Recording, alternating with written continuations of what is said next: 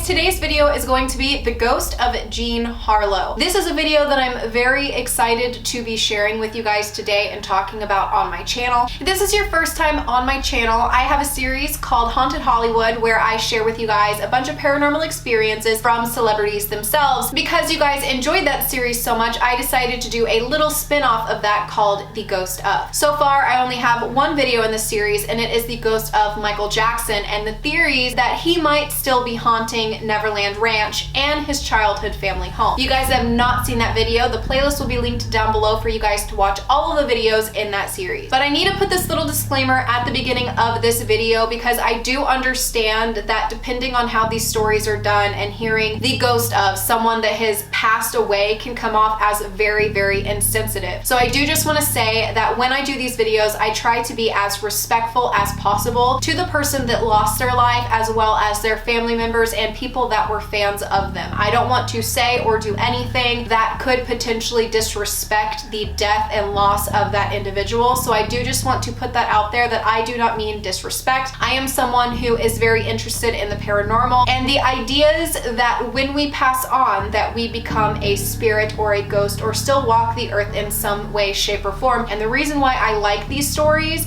is not because they're sad and someone died in them. It's kind of intriguing and interesting to think that maybe we do still live on in some way. So I like to share these stories. I think it's interesting. These stories are all alleged and they are for entertainment purposes only. If this is not your thing and you are not into this idea of people living on as ghosts, then please do not watch this video. This is just for those of us that like to talk about this topic and enjoy this idea. This is not going to be everyone's cup of tea. So just make sure to take everything that I share with a grain of salt. All of my resources for the information that I put in this video will be linked down below, so make sure that you guys go check that out if you haven't already. But without further ado, let's go ahead and get into the ghost of Jean Harlow. This story is very interesting because there are two homes that I'm going to be talking about that are said to be haunted and had really creepy things happen inside of them. Some people that kind of tie into this story and show up in random parts throughout is very interesting because they're linked to other horrendous crimes that have happened. But first and foremost, let's talk about Jean Harlow because she is the star of this video and I want to be able to give her the recognition that she deserves. Jean Harlow was born Harleen Harlow Carpenter on March 3rd, 1911. She was an American film actress and sex symbol of the 1930s. Jean Harlow was only on screen from 1928 to 1937 before her death at the age of 26. But during that time, she became one of the biggest movie stars in the world. So sad for me to imagine someone of that age losing their life. I'm 29 and I am older than her. So to me, it's like she was like a baby and she lost her life so young and she went through so much shit before she died. She was actually born in Kansas City, Missouri. And I don't know what it was like in this area around that time, but I'm probably about 5 or so, maybe 4.5 or so hours from Kansas City, and I've been there many times, and I can assure you, someone who was born in this area probably would never imagine that they would have ended up being such a huge, well-known symbol in old Hollywood as Jean Harlow was. People still love her to this day, but someone coming from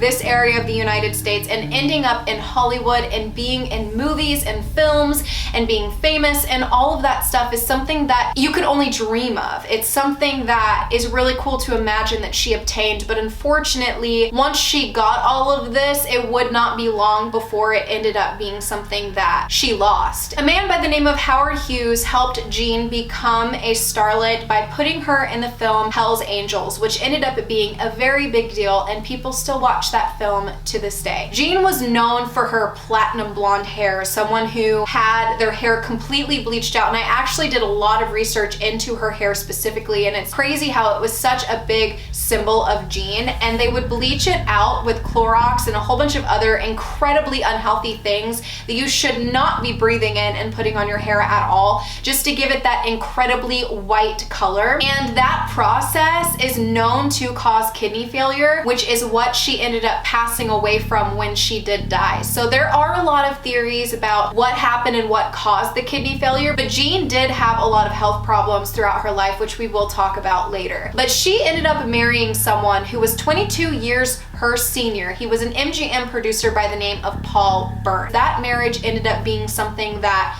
was not good for her or for anyone. The couple married in 1932, and rumors were circulated that it was a very violent relationship, which we later ended up finding out that it in fact was. But nonetheless, they married, and Paul bought Jean a house that was absolutely beautiful and that she loved very much. Now, at this time, she was living in a home that she ended up renting out to her parents when she moved in with Paul, and that house ties into this as well. We'll talk a little bit more about it later, but right now we're going to focus on the house that her and Paul moved into. It was a Bavarian style mansion that had unique gutter spouts, which are life-sized. It also has a lovely swimming pool, a grand wooden staircase that connects the first and the second floors. But their marriage was, as I've said, not a good one, and Jean ended up being hurt by him on many occasions. But one of the most notable ones was only 2 days after marriage, while they were still on their honeymoon, Paul ended up beating Jean in the downstairs bathroom. She did not talk about this at first. I'm assuming that she probably didn't want him to look bad, and a lot of times when women are treated like this, especially way back then, you tend to put blame on yourself, and it's something that is very shameful. And I'm assuming that she didn't want to share with anyone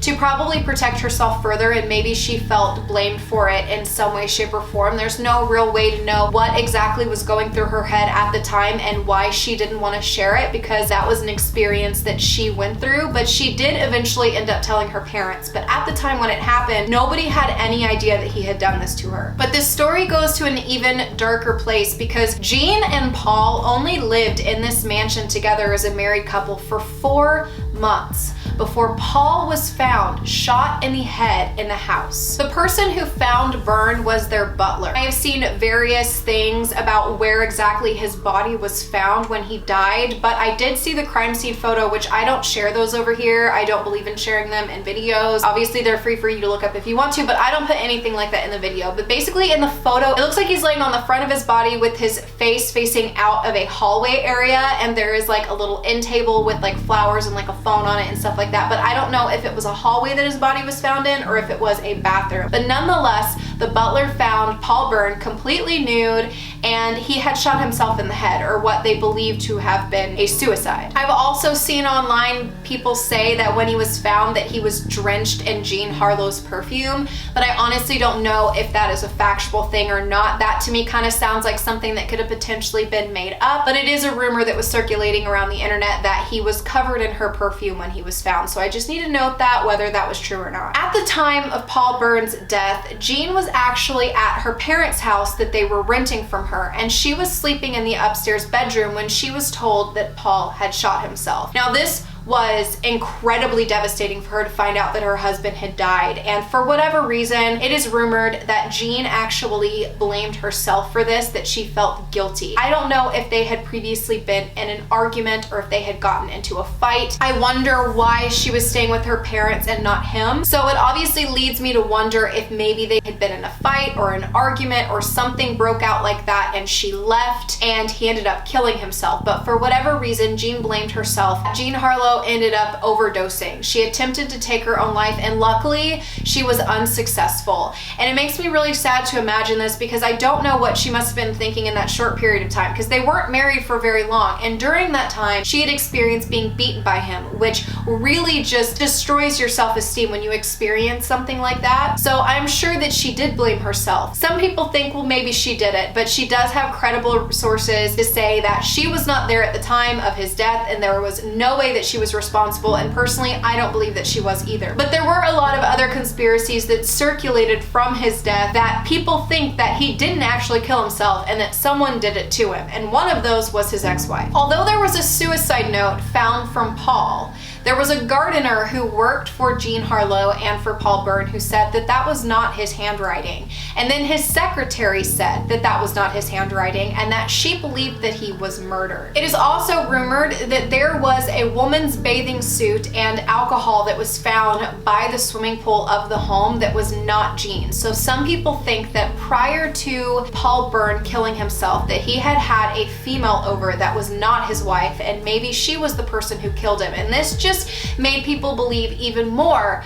that it was his ex-wife. She was a woman by the name of Dorothy Millett, and I do not know if I'm saying her last name right, so forgive me if I'm not, but he allegedly was financially supporting her still at the time of his death. But when this was looked into, it just didn't make any sense because the timeline of events. When Paul Byrne was shot, it was in Beverly Hills, and Dorothy Millett was seen walking out of the Plaza Hotel in San Francisco around the time when he was killed. So there could have been no way for her to get from this plaza to Beverly Hills in such a short period of time and then kill him. But on September 14th, two fishermen near Walnut Grove found a body floating in the Sacramento River. It was Dorothy Millett. She had jumped from the Delta King that night, and it was her body found a week later. People believe that she did this because Byrne had changed his will to make Jean Harlow the beneficiary, and that would make Dorothy instantly penniless after his death, and she would no longer be being financially supported by him. It is very strange that around the same time that Paul Byrne died, that his ex-wife Dorothy Millett also died. But there was no way that she could have done it because the timeline just doesn't add up. But the story does get even worse. It doesn't just end with Paul committing suicide and then his ex-wife committing suicide. It continues to get even darker because 5 years after Paul Byrne's death, Jean Harlow ended up passing away at the age of 26 years old due to kidney failure. Some people think that she died from kidney failure because of her constantly breathing in those fumes from the weird mixture that they would make to keep her hair as white as it was, while others think that maybe she had kidney failure because when Paul beat her up, that he ended up hurting her kidneys. Now, it could be either one of those things, but Jean was also known to not have very good health, and she struggled with a lot of things, and she would get sick a lot, but there really is no telling what exactly caused the kidney failure. So the home that Paul Byrne shot himself in, that he shared with Jean Harlow, people say to this day is haunted, and it's still there. The reason why people believe that it's haunted is because not only did Paul Byrne kill himself there, but supposedly two people have also drowned in the swimming pool. And then another person, another very well-known person that was associated with the Manson murders had lived in the house and had her own paranormal experience, and that is Sharon Tate. If you guys do not know who Sharon Tate is, she was an actress that was murdered by the Manson family. Sharon Tate had an experience in the home that Jean used to live in that some people think could have been her having a premonition about what was going to happen in the Manson family murders. Sharon Tate had lived in the home with her then boyfriend Jay Sabine, and she had some experiences inside of it that were very creepy and absolutely terrified her. Jay had bought the home in the 1960s, and him and Sharon moved inside of it, and she would actually sleep in Jean Harlow's old bedroom, and while she was in there, she had some very creepy things happen. Sharon had said that she woke up to see the ghost of Paul Byrne inside of the room walking around, and it looked like he was searching for something, and obviously this completely terrified her, but the apparition just disappeared like it never existed. Now, did she actually see Paul? Was she hallucinating? Did she see another spirit? This is where people think that it ties into the Manson family murders, because she got up out of bed after she saw that, really freaked out, wanted to go downstairs to get something to eat and just kind of distract herself. But instead of her walking out and going to the kitchen and just moving on about her normal daily life, when she walked out, she saw her boyfriend tied to the staircase with his throat slashed. Now, this was not actually her boyfriend. This was something that wasn't really there at all. It was just another thing that she saw that scared the shit out of her. It ended up disappearing. Now, after what happened to Sharon, people think that she was actually seeing a premonition to the Manson family murders. Now, if you guys remember the first house that I was telling you about that Jean had lived in with her parents and was renting out to them when she moved into the one with Paul, that house still stands to this day, and there was a family that had moved into that home and claimed that there were really creepy paranormal things that had happened inside of it. They moved into the home in the 1970s, and the house was in really bad shape and it needed a lot of repairs, so they did spend some time, giving it a little bit of TLC and doing some repairs on the home. A lot of times when people are doing remodeling in homes that are said to be haunted, it does kind of stir things up a little bit. I had found this article where someone was talking about this family and they referred to them as Mr. and Mrs. H, so I'm gonna do the same thing, and I will also leave the resource down below if you guys would like to go read it for yourself. But one day Mrs. H was walking up the stairs with her dogs, who started barking and growling at absolutely nothing. So she looks over into this room and she sees faintly an apparition in there, and she swears she heard next to her ear a voice softly say, "Help me." The first night that the family stayed in the home, they said that they felt a very heavy object hit their bed 3 times. One of the things that would always happen inside of the home is that lights would turn on and off by themselves, and this is something that happens a lot in houses where people think that they're haunted, but it could also be like an electrical issue. When it comes to older homes, you know, sometimes lights flicker, but sometimes it's just an electrical issue. Another thing that Mrs. H had seen was she walked into the living room and she said she saw this light that was just floating in the air of the living room. There was nothing attached to it. There was no reason why it should be there, and then it just completely disappeared. Another thing is that they would hear the sobs of a woman in the house a lot, and they think it was the same woman that whispered in her ear at one point to please help her, but they would hear like what sounded like a woman crying, like someone that was like really sad and upset and needed help. And some people think that this is Jean. I don't know what I think, but it's really sad to imagine and also very eerie. I can't imagine what it feel like sitting in your house and hearing a woman crying in your home and not being able to see her. It gives me chills just thinking about it. But they said that whenever they would hear this, they would be overcome with sadness. Unexplained wind gusts would go past them of like really, really cold wind in the home when there would be no windows open. They would also encounter a lot of cold spots. And then they would randomly smell women's perfume that wasn't perfume that they wore or had smelled before. And every time they smelled it, it would be the same scent, the same perfume, and it would just waft past them almost as if someone walked past them that they could not see. So people believe that the ghost of Jean is still in the house that her parents lived in when she moved in with Paul. They think that she haunts it and that she's asking for help and she's the one that's sobbing. But some people also think that maybe it could be her mother. Maybe it was her mother when she found out that her daughter had passed away from kidney failure. Either way, I feel like there must have been a lot of sadness in that home because Jean went through a lot. She went through more than anybody of her age should ever have to experience, and it's really sad to imagine. She had a lot of talent and a lot of people really loved her, and she had a very big and bright future ahead of her. So did Sharon. There are so many people in this story that died in really, really awful ways, but it's so eerie that when you pass away, that you could live on as a spirit and that you could be attached to a home or a belonging and continue to roam the earth in some way, shape, or form. I truly, truly hope that Jean has moved on and she's not the spirit in the house, because it sounds like the spirit that is there is a very, very sad one, and I don't like imagining her that way, and I'm sure a lot of people who are a fan of her don't like imagining her that way either. But the story is one that I wanted to share with you guys in this series. I thought that you would find it interesting. If you guys don't know who Jean Harlow is, make sure that you look her up and read more about her, because she did have a very interesting life and she was very talented, and a lot of people really liked her a lot. If you guys have not seen any of my videos in this series, I have a whole series dedicated to celebrities, ghost stories, and the ghost of. I'll link it down below. It's called Haunted Hollywood. If you guys know of any other possible celebrity ghost sightings and you would like me to do a video on it, leave that down below and let me know. Also, remember with this story, I found all of this information from the internet. There may be some details in here that are incorrect. That is why I say that this entire video is alleged and for entertainment purposes only. When it comes to the internet, information can get changed and twisted in multiple different ways, and I've seen so many different variations of this story, so there is no telling which one is actually the right one. I'm just telling you guys the story the way that I read it and the way that I learned what it is.